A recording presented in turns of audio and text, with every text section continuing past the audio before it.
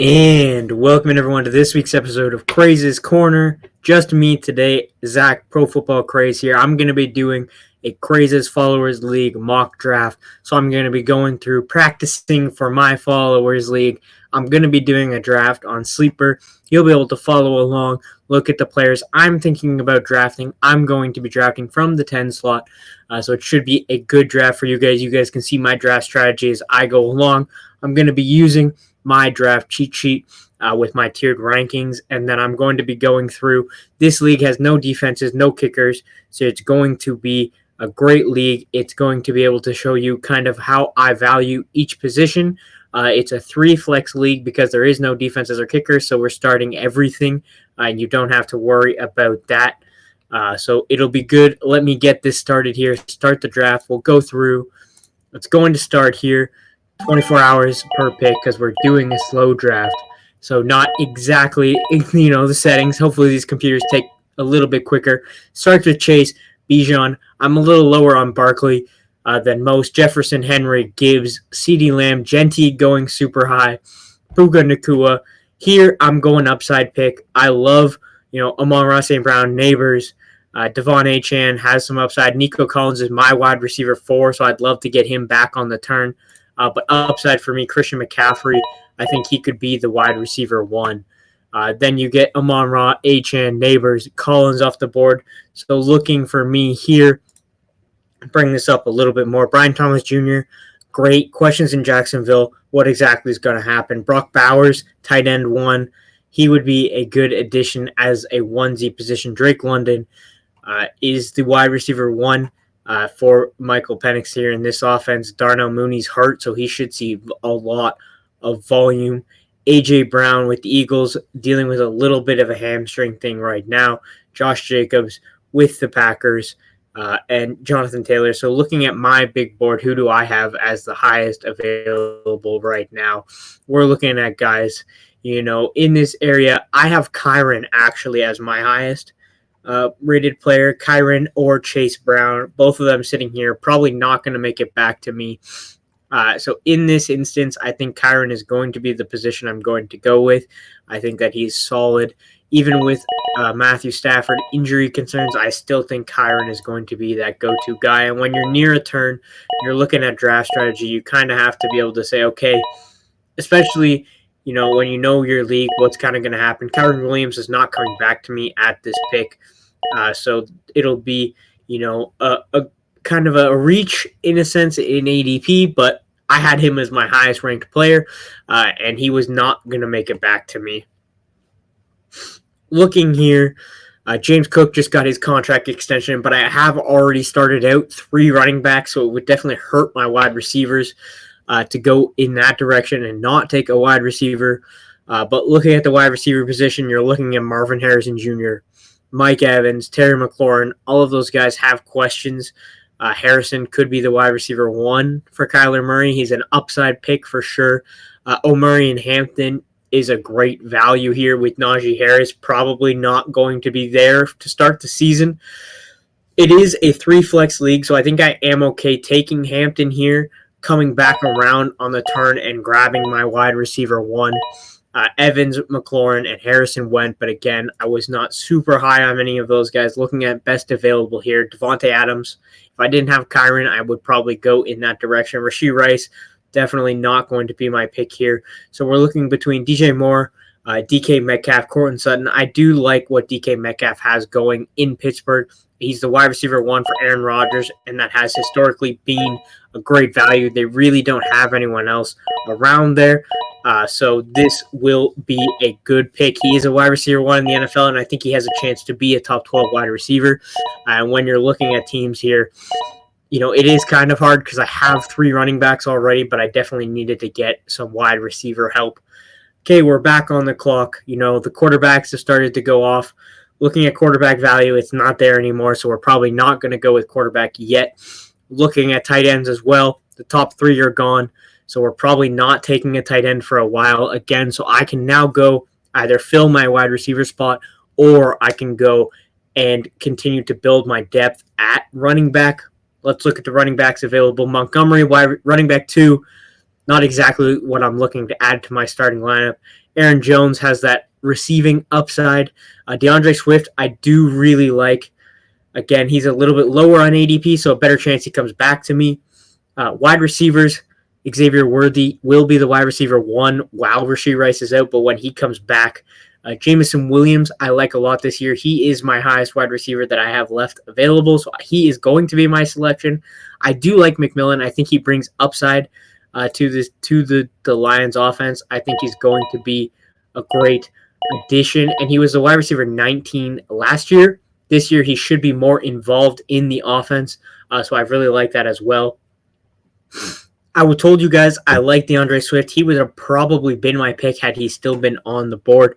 Running back position here, you're looking at Tony Pollard, probably my best available off the top of this ADP with Spears' injury. It is going to miss a couple weeks at least, probably into the season. I'd be looking at that. Quarterbacks, again, there's not really that much of a fall off for me from Baker Mayfield to Justin Herbert, so I'm not looking in that direction. Tight ends, Hawkinson, Kelsey, Andrews, Ingram, Njoku, Warren. These are guys I think that you can start a season with Njoku and Warren and be okay. So we're looking best available. Wide receivers, George Pickens, Chris Olave, Calvin Ridley. Everyone has questions. Looking at my team, I have Metcalf, Williams, McCaffrey, Kyron Williams, and Marion Hampton. I think I'm going to go with an upside guy and take Teteroa McMillan. I think that he can be the wide receiver 1 for Carolina. That should hopefully be a steal. In these middle to late rounds, you want to try and take guys that can really, gain value throughout the season, guys who can help you and kind of outperform their ADP, and young guys, rookies, those breakout players are kind of what you're looking for. And I think that McMillan fits that perfectly. So when we look at this, I think it's a great addition to my team. I'm now balanced wide receivers, running backs. I have 3 of each, and that fills out almost my starting lineup with those positions. Again, quarterbacks, Mayfield, Nix went off the board. Tight ends, Hawkinson and Kelsey went off the board. So we're getting closer to where I'm looking at, okay, maybe I'd start to take a tight end here, but let's see what the other positions are available. And for quarterbacks looking, I'm not really still seeing that gap, that real big fall off quite yet. So I'm probably waiting on quarterbacks. Tight ends will be in play in the 8th round. For now, Tyrone Tracy, Jacoby Myers, Debo, Khalil Shakir, Warren, Etienne, Cup. Diggs is my highest ranked player available right now. So Diggs is probably going to be my pick at a guy who should be the wide receiver 1 for a team that people are expecting to take a step forward in Stephon Diggs. This should help Drake May, the addition of Stephon Diggs. This team should continue to get better. So I do like Stephon Diggs in this New England offense. They paid him to come in, be the wide receiver 1, help Drake May reach that next level. And I think that he is an extreme value. He helps fill out my 3 flex spots there. So I do love Stephon Diggs on this team, especially when I have, some higher upside guys like Jameson Williams. Jameson has a chance to go out there and only put up 2 points. So if I can get a guy in Stephon Diggs who's going to get me consistent value, I do like that pairing. DK, a big play guy. Jameson, a big play guy. McMillan should also be a big play guy, and I don't think that's Diggs at this point in his career. So I do like that. If I was to go at the running back position here, I do have the 3 at the top of the draft. I'm probably looking at a guy like Jaylen Warren. Can he be the running back 1 in Pittsburgh for a little bit? Can he hold off Caleb Johnson, who went in the 7th round? Possibly. Wide receiver position, Cooper Kupp, Pearsall, Golden. If I was looking at this with the injury to Jaden Reed, Matthew Golden would be the direction I would go in. Or Emeka Egbuka, also a possibility there. Quarterbacks, again, Murray, Goff, Herbert, Purdy, Dak. I love Dak as a late round target. I love Herbert. So there's a few quarterbacks I do like. Still got lots of other roster spots to fill. Tight end is the position I think I'm going to go in here. There's only 2 guys left available plus Kyle Pitts that I think you could probably start Kyle Pitts and be okay. But with the quarterback injuries that the Browns are having, I think Joe Flacco is going to start for at least the first 6 to 8 weeks. And I think Njoku is going to be a great start in every game that Joe Flacco plays. And I think he can also be a great asset in that offense. with their lack of depth at the wide receiver position for the other quarterback. So I think that David Njoku in the 8th round gives me that tight end, a guy who I can start week in, week out, not have to worry about it. So I like that pick a lot there. We did see, the tight ends go after me. So Ingram and Warren, I did want to grab a tight end before that drop kind of fell off, because after that, I think you're taking a flyer on a guy like Kyle Pitts. So I think that taking a tight end there was a good pick. Murray, Purdy, and Goff went off the board. So looking at quarterbacks, I have Herbert and Dak Prescott as my best available. Those are the two guys that I have highest. I have Herbert higher, and we're looking at Team 12. Doesn't have a quarterback, so probably Justin Herbert's going to go off the board before my next pick. But let's go look at the other positions, see what am I missing out on. If I take Herbert here, looking at these other teams, I'm probably going to be missing out on a guy like Egbuka, who I do like. I think that's a great shot. Jordan Mason could be, at the end of the season, he could get, be the running back 1, especially if an Aaron Jones injury happens. I think that Mason's a great pick here.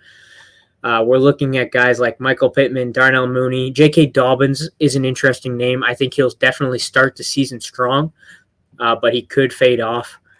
So I do think I'm going to go with Herbert here to fill out my starting lineup, and then I will just continue to build depth throughout the rest of the season, or throughout the rest of this draft, sorry. Dak Prescott did go off the board, so it was a good thing, because that probably would have been Herbert there. So now I have my quarterback, I have my running backs, I have my wide receivers, and I have my tight ends. I'm building a bench. What better way to do that than I have those two players I mentioned, Jordan Mason and Emeka Egbuka. I talked earlier about wanting these younger guys who can have that upside. With the Chris Godwin injury, he likely to miss, week 1 probably, possibly into week 2, week 3. So I like Egbuka here. He has some early season upside for sure. And if he kind of gets that role in that offense and performs, he could be a guy that really, really outperforms his ADP. He went in the first round, 17th overall. So that's hopefully a great value for Emeka Egbuka. Adds to the wide receivers that I started, as we said, 3 running backs in the first 3 rounds. Very high, high value on that running back position. But then I've since followed that up with a bunch of wide receivers. So now I feel a little bit better about my wide receiver position, being able to have Metcalf, Jameson, Tetaroa, Stephon Diggs, and Emeka Egbuka. I think that I have been able to fill that room out well. And now I don't feel like I'm pressured into taking, wide receivers for the rest of my picks or running backs. If I had have gone really wide receiver heavy early, I feel like I'm balanced. Probably looking to add, some more running backs to my bench. But I don't feel pressured like I have no running backs, which I probably would have had I, went 2 wide receivers in the first couple rounds. Best available, tight ends, quarterbacks, not really what we're looking at. We're looking at the flex plays here. Trey Harris was a guy that I liked, but with the Keenan Allen signing, I think that is definitely not going to be exactly what you were hoping for. Which Keenan Allen is probably a guy that's going to be raised up draft boards come draft season, but he's the guy I have highest back on my list. He comes into an offense he already knows. He has a quarterback he already has a rapport with. He's been a target hog, so take Keenan Allen there. Looking at the running back position now, I wanted to go running back with one of these 2 picks, so running back is the direction I'm going to go here, and we're going to look at running backs. Jaden Blue could end up the season as the running back 1 for the Dallas Cowboys. He's behind Javonte Williams, but the coaching staff has said how, great of a mentor he's been, how great of a teammate he's been, but we've seen previously he just doesn't seem to have that burst that he had pre-injury. So there's a chance Blue could earn that starting role in Dallas. Austin Eckler, the receiving back in Washington.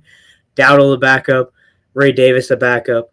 Jerome Ford is a starting running back for now. We'll see what happens with the situation in Cleveland. They've got some legal issues that they've got in that backfield. So I think I'm going to take Blue, go for a young guy, hope for the upside there, and then we'll see how we fill out the rest of the running backs. Probably my big tip, if you're drafting, anytime between now and really the end of week 2 or even into week 3 of the preseason, when you have a couple weeks before the season starts, is at the end of your drafts, I have 3 picks left. So we're getting here, 3 picks remaining. These guys probably aren't going to impact my team in a huge way they're going to be the guys on the bottom of my bench, guys that I'm dropping, to pick up that waiver wire ad who really breaks out. So what I like to do here is I like to fill the bottom maybe 2 rounds of my team with backup running backs who could have high potential if the starter gets hurt within the next, right now at the time of recording, August 13th. Football doesn't start until the first week of September, so we have a few weeks here where injuries can happen. If you look at a guy like Braylon Allen or Tyler Algier, if Bijan gets hurt within these next 3 weeks, Tyler Algier is going to way outperform this 13th round pick, which is where I'm going to take him. Braylon Allen, another direction I was looking. He probably is going to be like a 1B in the Jets offense, but without getting the receiving work as much as Breece is going to get, I don't foresee it playing out well unless the Jets score a lot more touchdowns than we are expecting. So we'll look wide receivers. Jack Besh, I do like. Hollywood Brown, Adam Thielen, Leggett, Tillman, Joshua Palmer is a guy I think is being slept on. Could be. Like, Buffalo doesn't really have a wide receiver 1 right now. It's probably Shakir, but Palmer could emerge there. So nothing really. Pat Bryant in Denver could also emerge. Thornton in Las Vegas. Running backs, again, this is where I said that we're looking for guys that could be the RB1s. Jalen Wright, if Achane were to get hurt, probably in a timeshare. Roschon, if Swift probably gets hurt, probably in a timeshare with Monongai that they drafted. Blake Corum, they drafted a running back as well there. I think Kareem Hunt could be the running back 1 for KC in week 1. So I wouldn't be surprised if he's getting the receiving down work. He's the guy that they trust near the goal line. He could be the number 1 based on fantasy points in KC. So he doesn't really fill that need of, is he the handcuff? Probably not. But he's a guy I think I can even have on my roster, and he can be put in my flex. And I think Will Shipley is a great way to end this draft here. Take the guy who is the running back 2 behind Saquon Barkley. Looking at these guys I drafted, Tyler Algier and Will Shipley, both the backups to running backs who went 2 and 3 overall. If you can end your draft with those guys, especially with these next few weeks, injuries can happen in preseason games, in practice. We've seen it all over the team, or all over the league, sorry. So we'll look at my team here, kind of go over what we have. I started out at quarterback with Justin Herbert in the 9th round. Great value. I have Christian McCaffrey, Kyron Williams as my starting 2 running backs in the 1st and 2nd round. If they stay healthy, I think I'm set. My wide receivers, the starting is a little bit rough with DK, Jameson Williams. I did test out the running backs early. I do feel like it did hurt my starting wide receivers' abilities, but I do like my wide receiver depth. So hopefully, because this is a 3-flex league, I'll be missing out on that top end wide receiver talent, but the depth should be able to hold me over, and I can look to maybe make some trades throughout the season. David Njoku at tight end, I think, is a great value there in the 8th round. I think you're getting a guy who he has top 5 tight end upside with Joe Flacco. Even without Joe Flacco, he's probably still a top 7 tight end, but with Joe Flacco, he could be tight end 2, tight end 3. So I like that pick there. 3rd round, Kyron Williams. 6th round, Teteroa McMillan. 7th round, Stephon Diggs. And then we build out the bench here. We got Emeka Egbuka, who I think was a great value in the 10th round. He's been pushed up a lot of draft boards. You might not get him in the 10th, but if you can, that's a steal. Keenan Allen also getting pushed up boards. He did just sign recently. Jaden Blue, Tyler Algier, Kareem Hunt, and Will Shipley to round out my bench. So I got 4 wide receivers in my starting lineup, 2 on the bench, 3 running backs in my starting lineup, and 4 on the bench. So fairly even. Didn't worry about a backup quarterback or tight end at this point. I think that's something that can be addressed via waivers if I need to, but I feel confident that I'm starting David Njoku and Justin Herbert for at least the first few weeks here. Not trying to stream the position at this point. Maybe I'll end up streaming the position, but I think overall I'm happy with the way this team turned out. Reflecting back, probably should have taken a wide receiver either at the front of or at the end of the first round, beginning of the 2nd round, just so that my team didn't feel quite as, wide receiver lacking at the top end. But I am definitely happy with this team. So hopefully you guys enjoyed. We'll be back again next week with Jeff and Will. Hopefully we'll be talking breakouts, we'll be talking busts, we'll be talking sleepers, and we'll be talking values. So you definitely don't want to miss those shows. Thank you guys for joining. Thank you for watching. Hopefully you guys did enjoy, and I'll see you again next week.